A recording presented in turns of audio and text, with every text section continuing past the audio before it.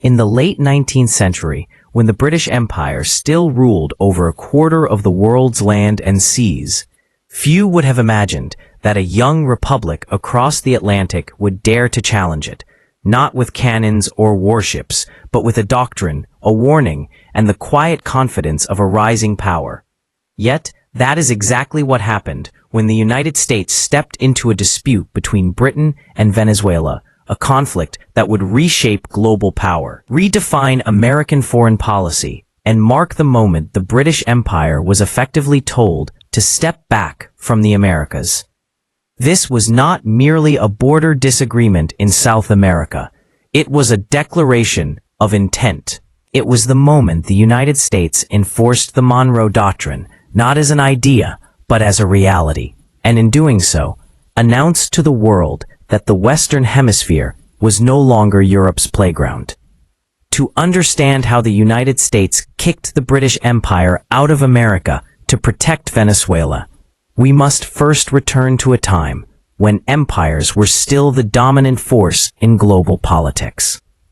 By the mid-1800s, Britain was at the height of its imperial power. Its navy controlled the oceans, its financial institutions influenced markets worldwide, and its colonies spanned continents. In South America, Britain did not rule vast territories directly, but it exercised immense influence through trade, investment, and strategic possessions. One such possession was British Guiana, a colony on the northeastern coast of South America, bordering the newly independent nation of Venezuela. Venezuela, like many Latin American countries, had emerged from Spanish colonial rule in the early 19th century, weakened by war, internal divisions, and economic instability.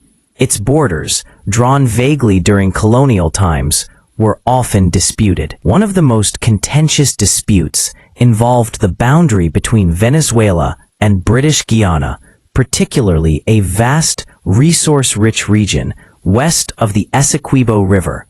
Britain claimed this territory based on exploratory surveys and colonial precedent.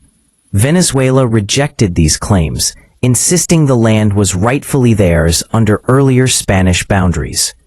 For decades, the dispute simmered quietly.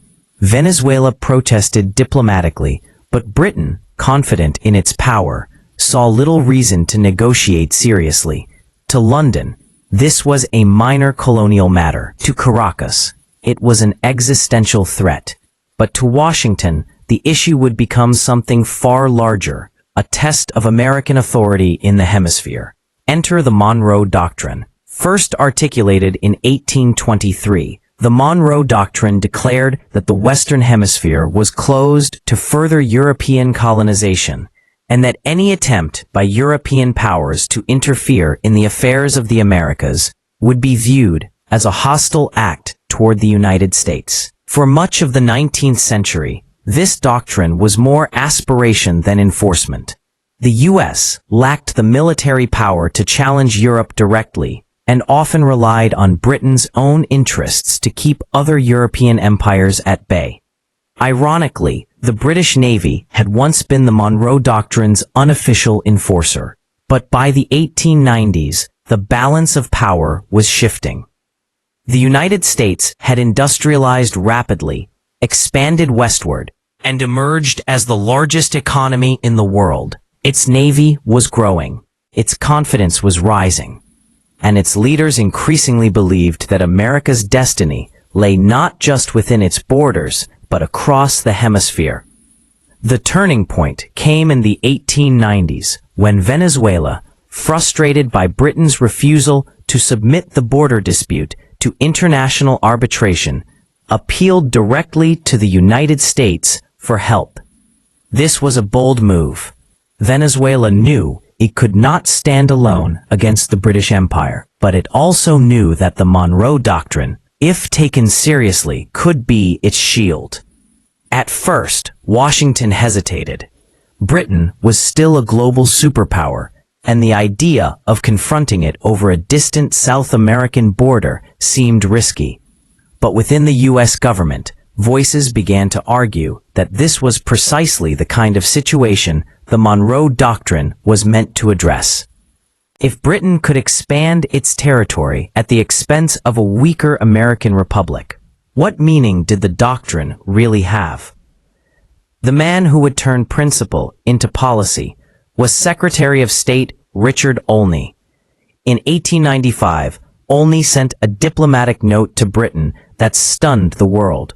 In what became known as the Olney Corollary, he declared that the United States had the right to intervene in disputes between European powers and American nations when those disputes threatened the sovereignty of the Americas. More than that, he asserted that the United States was, in practical terms, sovereign in the Western Hemisphere. This was an extraordinary claim.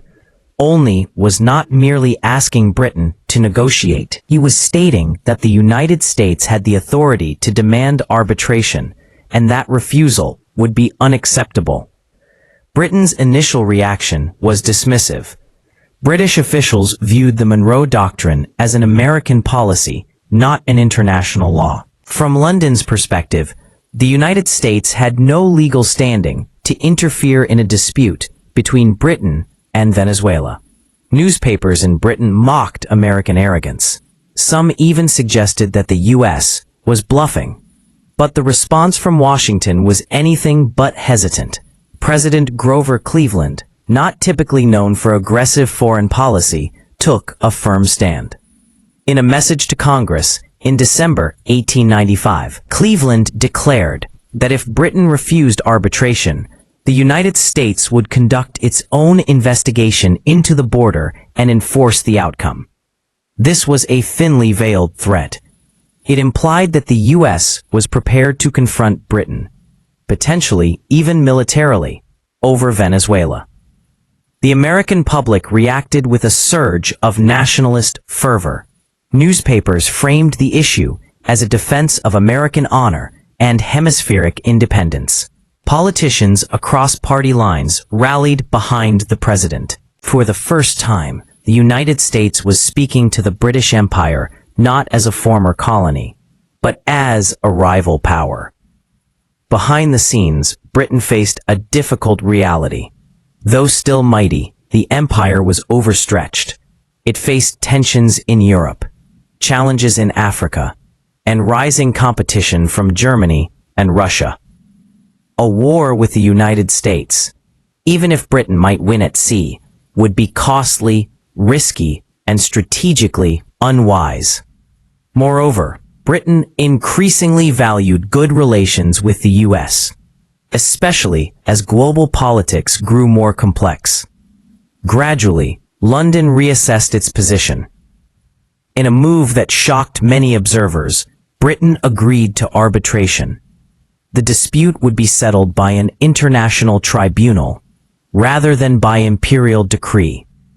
This decision marked a quiet but profound retreat. Britain was acknowledging, implicitly, that the United States had a legitimate role in hemispheric affairs. The arbitration ultimately awarded most of the disputed territory to Britain, but that outcome misses the larger point. What mattered was not who gained the land, but who gained authority. Britain had backed down from unilateral expansion. Venezuela had gained international recognition and protection. And the United States had proven that the Monroe Doctrine was no longer an empty statement. It was enforceable policy. The world took notice. This episode marked a turning point in global power dynamics. For the first time, a European empire had accepted American intervention in the Western Hemisphere. The British Empire, while still vast, had effectively conceded that the Americas were under U.S. influence. From this moment forward, European powers would think twice before challenging American authority in the region. For Venezuela, the crisis was a mixed outcome.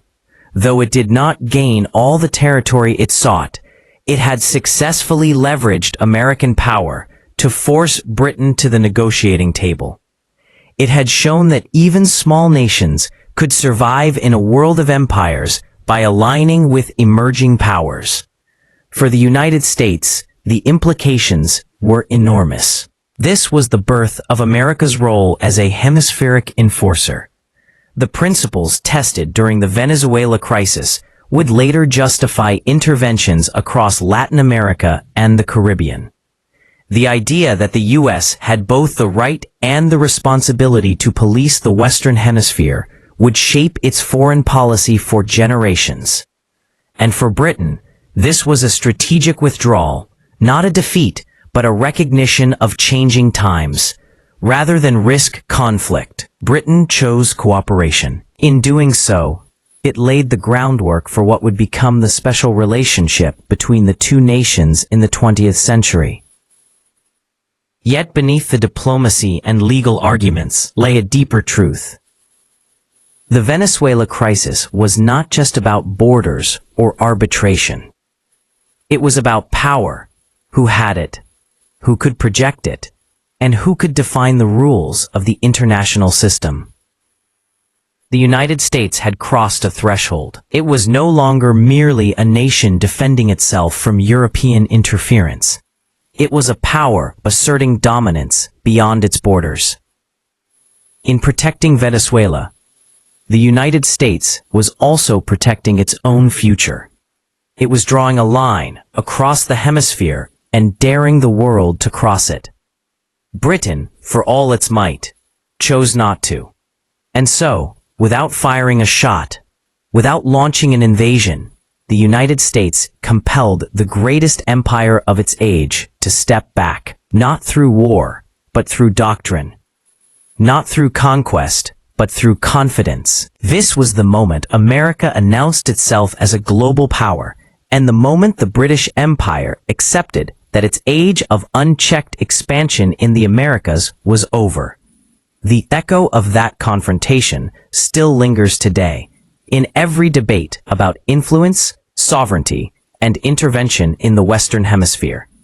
What began as a border dispute in the jungles of South America became a defining chapter in world history, a chapter where the balance of power quietly but permanently shifted.